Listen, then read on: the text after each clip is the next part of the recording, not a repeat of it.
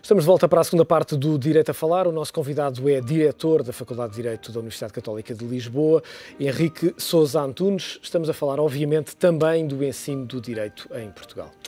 Como professor, como é que olha para o setor da justiça em Portugal? Quais são os seus principais problemas? Olha, eu olho, como professor, olho para os meus alunos e olho para alunos que são suficientemente informados e que sabem, de facto, que o setor da justiça tem, na verdade, problemas no momento da criação do direito e no momento da aplicação do direito. Mas um professor tem uma missão e um professor, aos seus alunos, deve transmitir conhecimento e deve transmitir mensagens e valores. Eu acho que também há uma crise de valores. Quer dizer, nós pensamos muito na questão técnico-jurídica, mas esquecemos que, se calhar, na primeira aula que tivemos de Introdução ao Estudo de Direito, a justiça foi a palavra mais falada. E, portanto, eu, como professor, o que procuro é transmitir uma mensagem de rigor, de seriedade, de compromisso dos alunos, de esperança. Obviamente, nós fazemos um diálogo permanente com a aplicação do direito através da análise da jurisprudência e também através da análise das novidades legislativas e, portanto, a crítica está sempre presente. É uma crítica que, enquanto professor, se esgota naquele universo académico, mas que eu espero sirva para contribuir para que aqueles alunos que ali estão possam, na medida das suas possibilidades e também na medida daquilo que for a sua escolha, contribuir para superar essa crise. Agora, evidentemente, como jurista, sinto que há pessoas que fazem o seu melhor para, na verdade, mudar o sistema. A simplificação legislativa, nomeadamente na matéria processual, é fundamental. Fundamental. Mais até do que, diria eu, alterar um Código Civil em matérias que nós diríamos se conformam mais com a realidade social atual, eu diria que mais importante do que isso é permitir uma justiça célere. E essa faz sobretudo pela mudança das leis processuais. E, naturalmente, por uma mudança de mentalidades, não é? E, portanto, aí, do ponto de vista da formação, é isso que eu espero, que os meus alunos, que venham a ser advogados, que venham a ser juízes, percebam que deverão agir, em primeiro lugar, de uma forma coletiva e não de uma forma individual, não defendendo interesses corporativos ou digamos, não utilizando perversamente os mecanismos que existem, não é? E, portanto, transmite uma mensagem de esperança, transmite uma mensagem de valores e eu julgo que os alunos entendem isso, não é? Espero é que depois não se deixem, digamos, amarrar ao sistema. Que nota é que daria à Ministra da Justiça, passado um ano dela Uma boa estar nota. a fazer? Uma boa nota. Uma boa nota é quanto?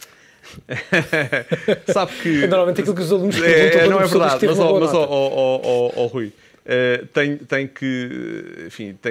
temos que ser justos, não é? Isto é, um professor só pode dar conscientemente uma nota quando conhece o trabalho do aluno.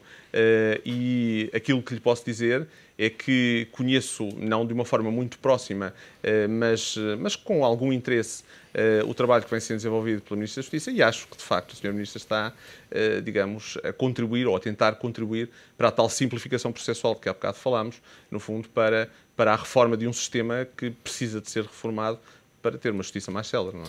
Tem alguns trabalhos publicados na área do direito das fundações. É, portanto, alguém que já estudou a fundo este tema. Que avaliação faz daquelas decisões que o Governo tomou recentemente relativamente às próprias fundações tão mediáticas neste momento? Repare, se me perguntasse que avaliação faz em relação à Lei Quadro das Fundações que foi aprovada recentemente, eu se calhar, enfim, dar-lhe uma opinião algo crítica, sobretudo quanto à forma com que a lei foi aprovada. Ou, se quiser, à forma que neste momento a lei reveste. Do ponto de vista das medidas políticas que foram adotadas, quanto a essas não tenho, obviamente, a opinião por desconhecer, digamos, a realidade dessas fundações. Quer dizer, o meu conhecimento é um conhecimento técnico-jurídico. Não é? Mas a lei não é a melhor no caso do direito das fundações? Eu acho que há um contributo importante que esta lei vem dar. Não sei se, do ponto de vista da técnica legislativa, foi adotada a melhor técnica. O Procurador-Geral da República vai ser substituído em outubro. Que perfil é que deve ter o seu sucessor, na sua opinião? É uma função difícil, não é? Todos sabemos. Eu acho que tem que ser uma pessoa corajosa. Acho que tem que ser uma pessoa determinada. Acho que tem que ser uma pessoa que saiba fazer pontes. Sem prejuízo, obviamente, da determinação das suas decisões. Acho que tem que ser uma pessoa discreta. Acho que tem de conhecer bem o meio. Acho que tem que ser sensível. Eu diria que estas características têm que estar presentes num procurador. Enfim, obviamente, em qualquer profissional do direito que, na verdade, tenha a seu cargo funções de tamanha relevância, mas mais ainda num procurador. Nós vemos, e eu acho que a justiça tem que ser feita aos diferentes procuradores que passaram por essas funções. Todos eles, em algum momento do seu mandato, viram ferozes críticas ser-lhe dirigidas. E a verdade é que muitas vezes, enfim, até por força da natureza do mandato que lhes é atribuído, sem poderem responder justamente a essas críticas. E, portanto, o que eu acho é que, e tem que ser uma pessoa, talvez por isto mesmo, tem que ser uma pessoa preparada para ser criticado, não se deixando, digamos, atemorizar ou influenciar por isso mesmo. A crise económica que Portugal vive neste momento pode criar problemas maiores de e à justiça? Pode, naturalmente, não é? Basta pensar em áreas que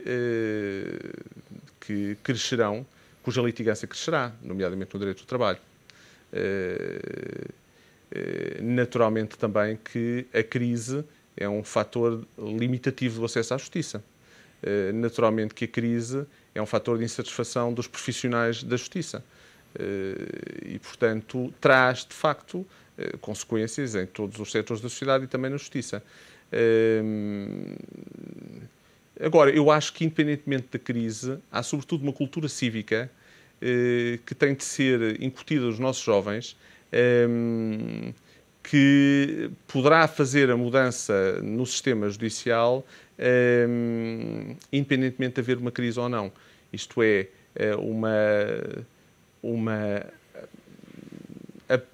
a abertura a uma resolução alternativa de litígios, por exemplo, a abertura no fundo, se quiser, até de uma forma mais ampla, à composição amigável dos litígios. E, por outro lado, o respeito das regras do sistema democrático, o respeito pelo outro, o respeito pela dignidade do outro, isso, de facto, poderá estar aí também a chave da mudança, não é? Agora, isso demora anos, naturalmente, quer dizer, não tenhamos ilusões, não é? Mas que métodos, quando está a falar de métodos alternativos, e já agora os alunos da Católica são formados para procurar esses métodos alternativos, e que métodos alternativos é que eles são? No fundo, eu acho que os alunos da Católica recebem uma formação completa, naturalmente, do ponto de vista do direito, e eu acho que nós temos a percepção hoje em dia que, precisamente tendo em conta a demora dos processos nos tribunais, que as alternativas, os julgados de paz, as arbitragens, são meios que, desde que não sejam excessivamente onerosos, naturalmente, porque também temos de ter, de facto, uma justiça que seja célere, mas acessível a todos, não é? Farão a diferença. Não é? A crise política hoje está na ordem do dia, não só em Portugal como na Europa. Em Portugal, a Troika deu mais algum tempo ao ajustamento a Portugal. Acha que foi foi uma decisão acertada? Eu acho que vivemos tempos em que o distanciamento não existe para podermos fazer comentários a estas decisões, não é? Eu acho que não há, enfim, tirando porventura os decisores políticos que têm que tomar uma decisão, enfim, a curto prazo, ninguém que, com a consciência tranquila, possa ajuizar da bondade de determinada medida que tenha sido adotada pela Troika ou pelo Governo. Evidentemente que todos nós, acho eu, temos a percepção de que o compromisso com a Troika era necessário, mas também temos a percepção de que as condições que nos são impostas, tal como as condições que são impostas, enfim, noutros Estados que conhecemos, têm sido fatores de convulsão social. E acho que não pode haver pior para um Estado do que perder, digamos, a harmonia ou um mínimo de coesão social. E, portanto, não se pode olhar para um Estado pelo lado da economia, esquecendo o lado social. De forma que, enfim, se calhar só o distanciamento temporal, histórico, permitirá ajuizar da bondade das decisões. Quando olha para aquilo que foi a movimentação de portugueses nas ruas no último dia 15 de setembro, parece-lhe que houve aqui, e perdoe-me a provocação, alguma ruptura negocial entre os eleitores e quem governa o país neste momento? Parece-me que sim. Quer dizer, não há dúvida que há um consenso da direita à esquerda quanto à forma como a decisão foi transmitida, mas também quanto ao conteúdo da própria decisão. E por isso eu acho que até há muito pouco tempo, na verdade, o Governo vinha conseguindo uma coisa que era notável, que era, de facto, aplicar um regime difícil, aplicar, de facto, limitações, enfim, à atividade económica e, no fundo, obrigações, impor obrigações que geravam descontentamento, mas havia uma certa coesão social, não é? De facto, estes últimos tempos, digamos, fizeram perder essa ligação, esse elo entre o povo e o Governo. Mais preocupante para mim é a mensagem que vem de cima, quer dizer que, afinal, já não é só uma questão de elo entre o povo e o Governo, é uma questão de elo entre os próprios membros do Governo. Isso é que me preocupa mais. E, portanto, enfim, devo dizer-lhe que é, como qualquer cidadão português neste momento, com a preocupação que eu vejo a realidade atual, não é? E considera que o Governo tem seguido o caminho certo, há alternativas, está coeso, olha para o Governo e sente que temos um Governo sólido e confiante para 2013, que é um ano Hermínio, complicado? Fazer-me essa pergunta neste momento, enfim, a resposta é fácil, não é? Uhum. Porque, de facto, é a própria comunicação social a dar conta desta, e não só, enfim, os próprios membros do Governo a darem conta dessa, e dos partidos que apoiam o Governo, que, de facto, dão conta dessa dissonância, não é? Em relação a matérias muito centrais da ação governativa, a TSU, enfim, agora também a privatização da Caixa Geral de Depósitos. Portanto, claramente, algo não vai bem, não é? Eu devo dizer-lhe que, enfim, tenho muita esperança que o tal apelo cívico que eu acho que é necessário fazer a todos os cidadãos seja também entendido pelos próprios governantes.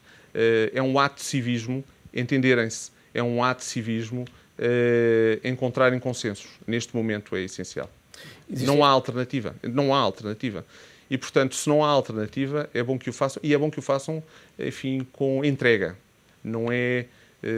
chamem isto algum lirismo, mas a vida pede algum do idealismo que nós tínhamos enquanto jovens, enquanto estudantes, e, portanto, pondo de lado as diferenças, percebendo que há algo que está acima de tudo isso, não é?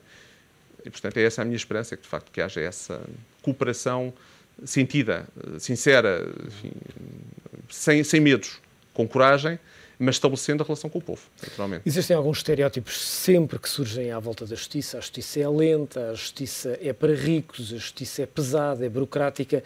Sente que estes estereótipos têm alguma razão ou são, de facto, apenas estereótipos? A justiça é lenta? É. Em alguns meios, é muito lenta. E porquê? Eu posso pôr a coisa de outra forma. Eu agora não falo como professor de Direito, nem falo como jurista, falo como utilizador da Justiça. Eu tive de recorrer à Justiça.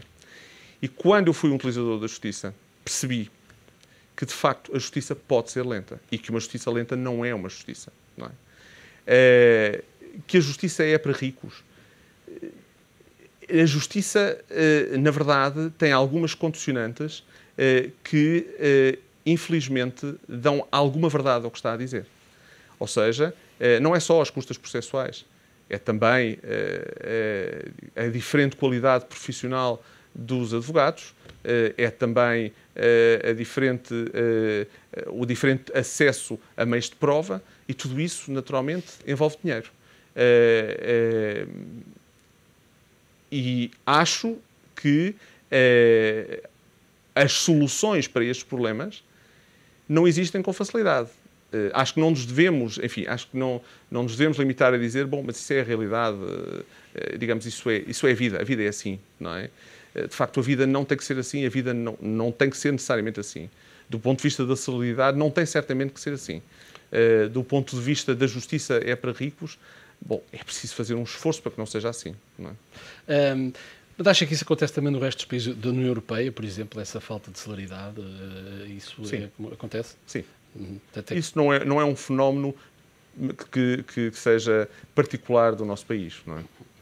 Para terminar, não resisto a perguntar-lhe, quando não está a pensar na Universidade Católica, onde é que ocupa o seu tempo livre? Muito tempo com a minha família. Muito tempo com a minha família. Gosto muito de partilhar os meus momentos livres em família, com a minha mulher, com a minha filha. Gosto muito de viajar. Gosto muito de ler. Mas eu acho que, essencialmente, a família é a pedra-chave, digamos, dos meus tempos livres. Professor Henrique Sousa Antunes, agradeço a sua presença neste Direito a Falar. Foi um prazer. Hermínio, sempre com a tua preciosa colaboração neste Direito a Falar, que é também uma parceria com a revista Advocados e que regressa de hoje a 8 dias. Aproveita esta semana.